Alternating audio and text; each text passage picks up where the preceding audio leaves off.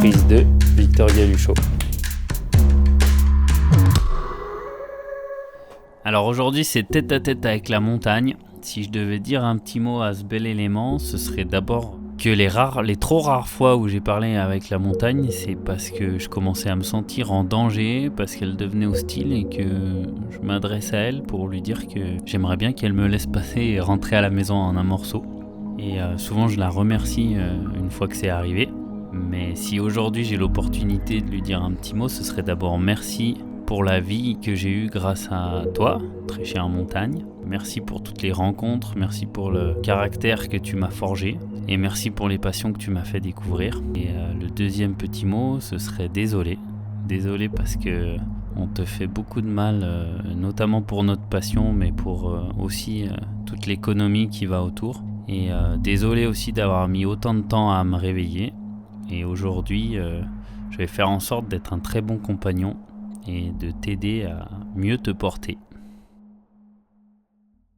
Je m'appelle Victor Galuchot, j'ai 38 ans, je vis dans la vallée des Bellevilles, je suis skieur professionnel depuis entre 15 et 20 ans, j'ai pas les dates exactes, orienté sur la réalisation de films.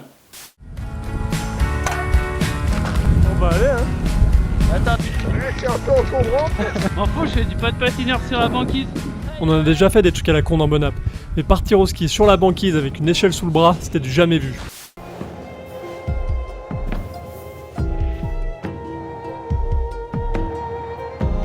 Ouais bah on va rendre visite à Jean-Michel Dieu de la Neige, on va lui faire une petite prière pour que ça continue à poser comme ça tout l'hiver là. C'est ce qu'il faut pour qu'il neige, je veux bien. La prise de conscience, je pense qu'elle est venue un peu comme ça fait pour tout le monde, c'est-à-dire en plein de petites étapes. Moi, j'ai grandi donc dans la haie des Bellevilles, on faisait du ski d'été étant gamin sur le glacier de Val Thorens. J'ai vu ça disparaître et après c'est plus en avançant dans un métier de freerider où là, tu te rends compte que les glaciers sur lesquels tu skis sont tous en train de disparaître les uns après les autres. Nous, on chasse un peu la poudreuse et j'ai l'impression qu'il y a de plus en plus de vent, de plus en plus de gros deltas de température qu'on n'avait pas avant. Des infos comme ça de mon milieu qui est en colère qui m'ont fait prendre conscience. Hop. Ce qu'il faut, c'est qu'il y en ait un dans la bande qui a un cerveau. Après, c'est bon. Voilà. On va finir comme en Inde, c'est sur les mobylettes. On va finir à 15 dessus.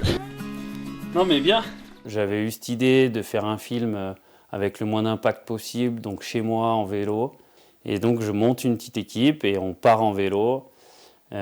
Essayer de tourner un film en ayant un impact minimum. À la base, c'est une grosse contrainte. Après, en fait, si tu acceptes cette contrainte et que tu dis « Ok, je mets plus de temps à faire les choses », ça devient un plaisir. Peut-être que je montrerai moins de perfs, ça c'est plus un truc d'ego, tu vois, de skieur, même si c'est ce que demandent les sponsors.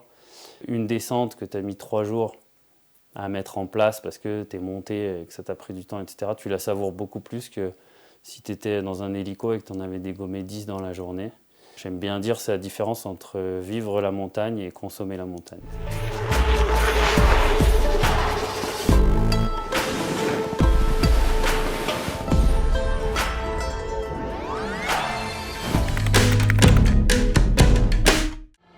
Chaque nuit, dans ce que nous appelons le présent, nous admirons en fait une image de ce qu'était le ciel il y a des milliers d'années. On dit alors qu'il est possible que l'on observe des étoiles qui sont déjà mortes. Alors l'objectif premier, c'était pas d'éveiller les consciences, pas du tout, c'était de faire quelque chose de beau. Je voulais pas forcément faire quelque chose d'orienté sur le réchauffement, mais toute cette première année, j'ai que des échecs. J'essaye de monter sur des 4000, ça marche jamais. Je trouve toujours des pentes en glace qui ont été soufflées, qui ont pris le chaud. Au bout d'une année d'échecs, je suis bien obligé de ranger les skis avec 0 image et de me dire j'essaye de relancer l'année prochaine. Prendre un hélico, c'est complètement exclu. Donc moi aujourd'hui, j'ai des remords quand je prends ma bagnole. Donc si j'arrive pas à faire quelque chose parce que ça prend trop de temps, etc., je me dirais juste qu'il faut changer les objectifs et pas changer les moyens de faire. C'est hors de question de rentrer dans cette espèce de course aux moyens pour montrer ce qu'on est capable de faire. Et moi, j'ai grandi, comme je le dis dans le film, en regardant des vidéos où tu voyais des mecs monter dans des hélicos et c'est fantastique, et un peu dompter la nature en se faisant déposer dans des endroits fous et en déchirant le spot, quoi. Et moi, je me suis pas posé de questions étant adolescent. J'ai dit, ah ouais, c'est ça le rêve, bah, c'est ça que je vais faire.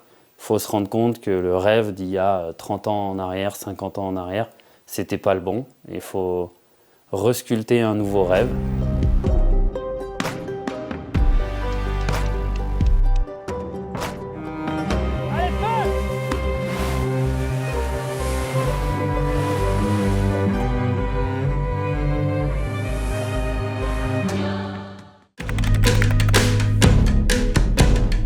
C'est hyper compliqué. Moi, la réponse que j'ai des jeunes, souvent, c'est la réponse la plus naturelle et elle est normale. C'est « Ouais, mais vous l'avez fait. » Et puis, je le dis, tu vois, pas que dans le sport, mais le voyage, moi, ça m'a vachement construit. Ça t'amène une ouverture, ça te fait vivre des choses extraordinaires, rencontrer des gens. Donc, il faut trouver un moyen pour pas se priver de ça. On sait juste qu'il ne faut pas le faire à outrance.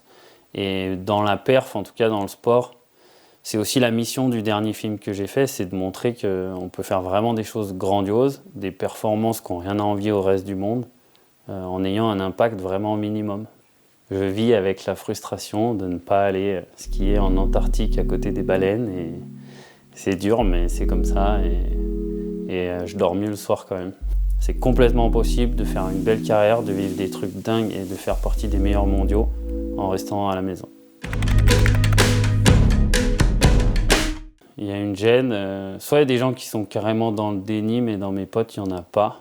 Il y a plus une gêne, parce qu'en fait, quand tu es skieur pro, faut savoir que tu dois quand même être performant avant tout.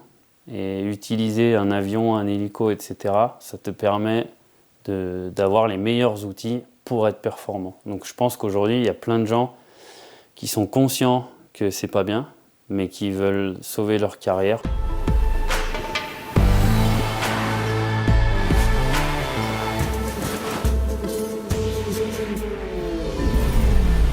Pour l'instant, on n'est pas beaucoup du côté de la planète et il y en a beaucoup qui sont du côté de leur carrière. J'espère que la tendance va s'inverser bientôt. Mais clairement, le ski, c'est vraiment quelque chose de futile et on n'est pas obligé de traverser la planète et de bousiller la planète pour aller faire nos virages, quoi. Ici, c'est les Alpes. Il y a 82 montagnes de 4000 mètres. Fais déjà les 82 là avant de te dire, tiens, je vais aller faire un 8000 ou je sais pas quoi, mais des exploits, tu peux en faire n'importe où à la sortie de ta maison. Maintenant, c'est sûr qu'on voit de plus en plus que tu as des gens qui veulent pousser un espèce d'aménagement de la montagne qui est plus d'actualité. Et il va falloir réviser un peu notre copie, repenser à comment les gens viennent, repenser à ce que les gens font sur place. On est sur une construction, une façon de faire qui a 60 ans. Elle est juste plus d'actualité et il faut juste la faire évoluer. Si tu calcules le bilan carbone d'une station de ski, le premier truc qui va sortir, c'est la mobilité. On a de la chance d'avoir des communes riches, en fait, là où il y a des stations de ski. Donc c'est tout à fait possible, grâce aux moyens financiers dont ces communes disposent, de mettre des choses en place. Il faut juste activer, quoi. Mais je reste convaincu que c'est quand même quelque chose de très beau, qui fait du bien aux gens et qu'il faut juste trouver la refonte qui va être cool pour que tout ça s'imbrique bien.